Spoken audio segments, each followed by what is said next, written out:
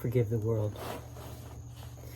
It's the name of this passage we're going to read right now. At least that's what I'm calling it.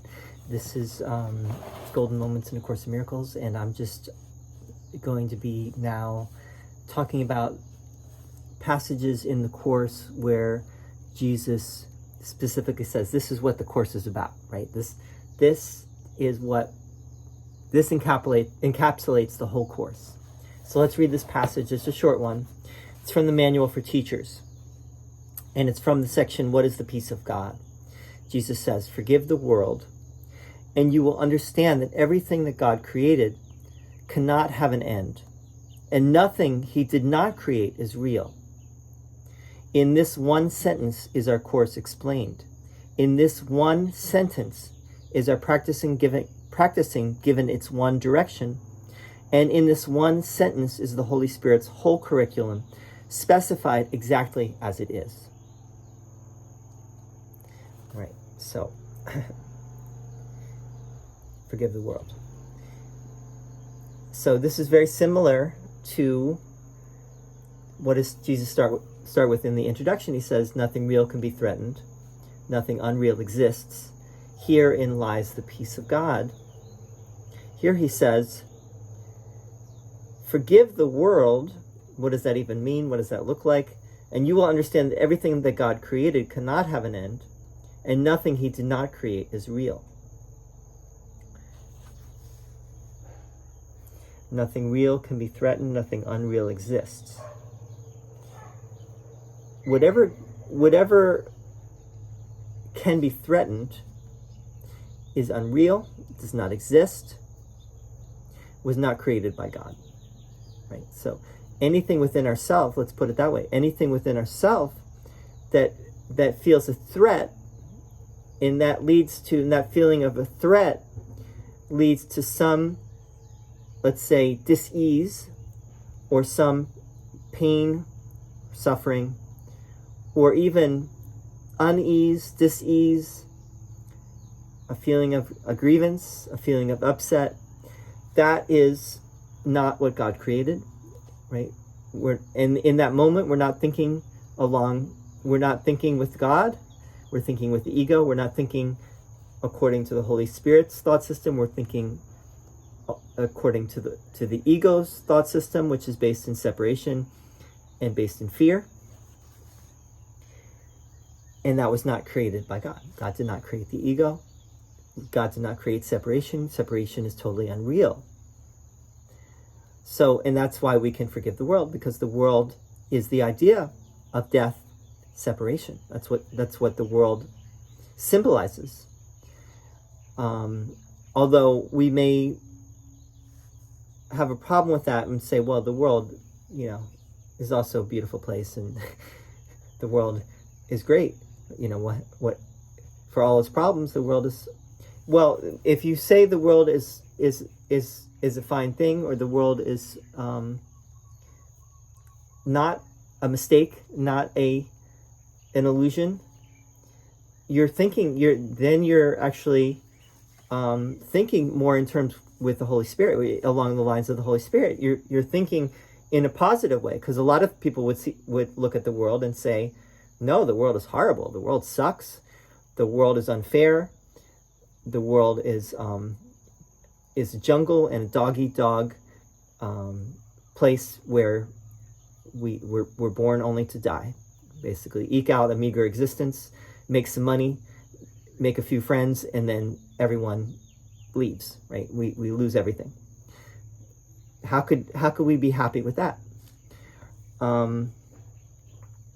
But that's where forgiveness comes in, forgiving the world. And forgiving the world means recognizing that the world was not created by God. The world as we see it was not created by God.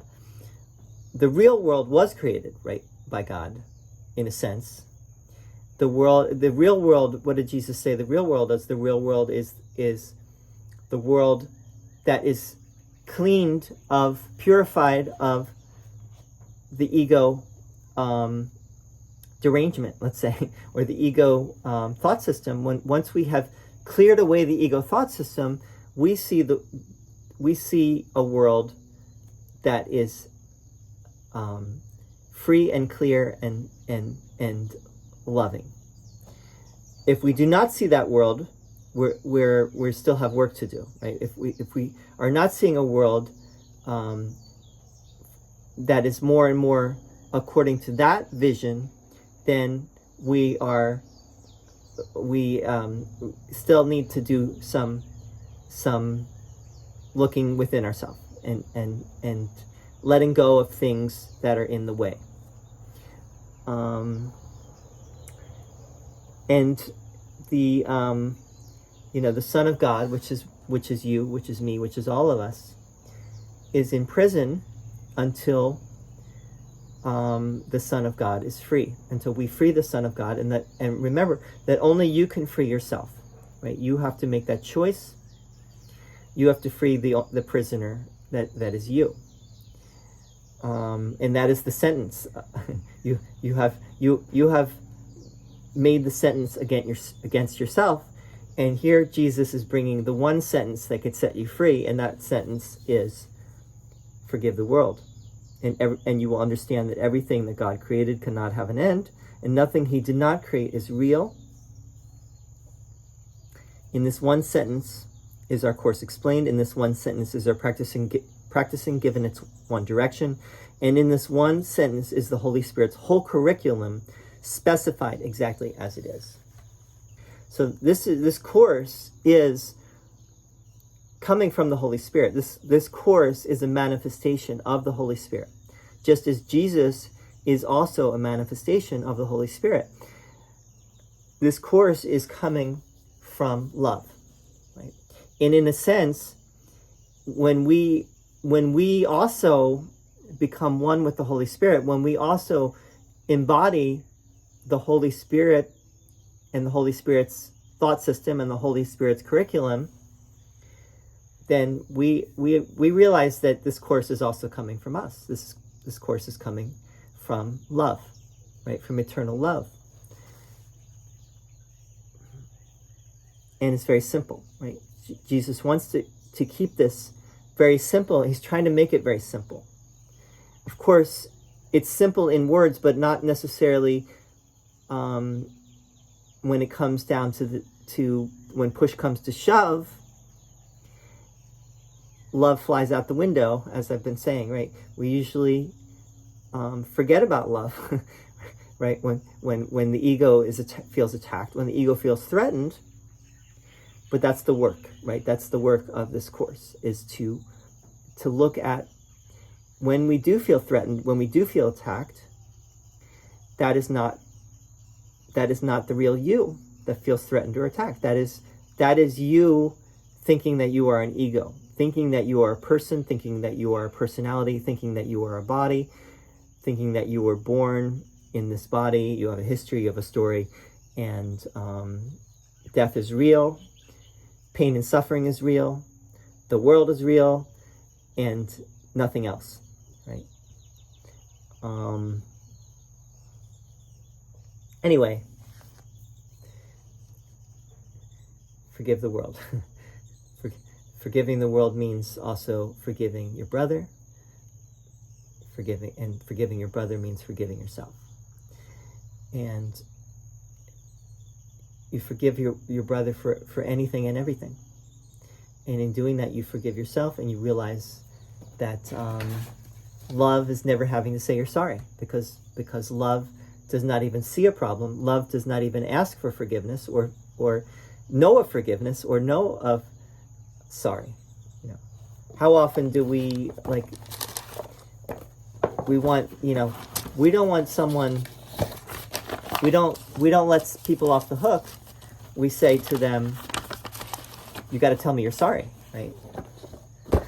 maybe I'll forgive you. If you tell me you're sorry, then maybe I'll forgive you, right?